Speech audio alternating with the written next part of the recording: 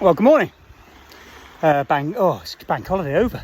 Tuesday, Trigger Tuesday. Didn't bother yesterday. We've had a little jogette, Dylan and I, just under 5k, nice little run. Felt good. A bit chilly this morning, despite all that lovely sun over the weekend. Hope you had a beautiful one. Just reflecting now, this morning, I don't know whether anybody saw it, but Adam Peaty on BBC Breakfast, there he is, my mad boy. He keeps himself sane.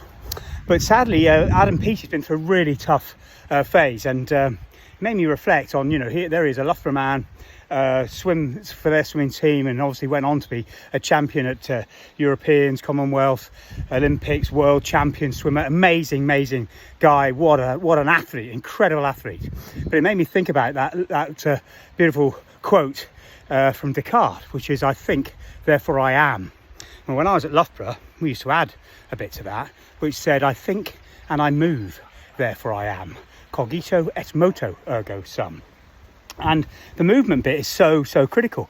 But what made me reflect on Adam Peaty this morning was, how do you get the balance right? I mean, there he is, physically the best specimen in the world. Incredible athlete. You see some of the work he does on the training he does. Incredible athlete. Physically supreme.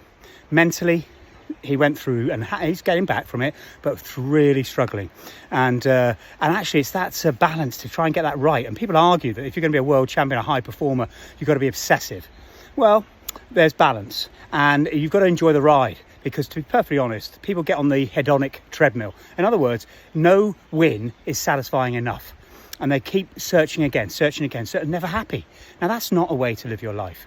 So how do you find the balance between physical and mental? And what Adam Peaty brilliantly talks about in this little clip, and if you can find it on BBC Breakfast, it's worth listening to.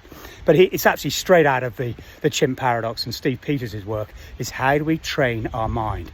And the Chimp Paradox, the paradox being the chimp brain, the one that tells us we're not good enough, we can't do this, we can't achieve it, we spoke out of turn, we're, all the things that actually undermine us and destroy our confidence can be a damaging aspect of the chimp. But of course, it's also the thing that gives us our passion, our energy, our focus. And so how do we get the right balance and work with our chimp? Have that conversation. Say, okay, chimp, yeah, thanks very much for bringing that to my attention, but I reckon I can do it. And this is actually what Peaty said. I can do it. And here's the evidence. And how can we do it? Let's bring Ubuntu back into it, Tony. Hey, how do we do it? How can we do it? Not how do I do it and how can I do it, but how can we do it? Because every effort, every success, every achievement is based upon you standing on the shoulders of giants. It's based upon the support you've had from your mum, from your friends, from your trainers, from your coaches, from your teachers. Now, come on, let's reflect on that and find that balance between our physical and our mental, our spiritual, our social energies and our emotional energy. And let's find balance if we possibly can. And that takes training the mind. Good luck with that. Have a great week.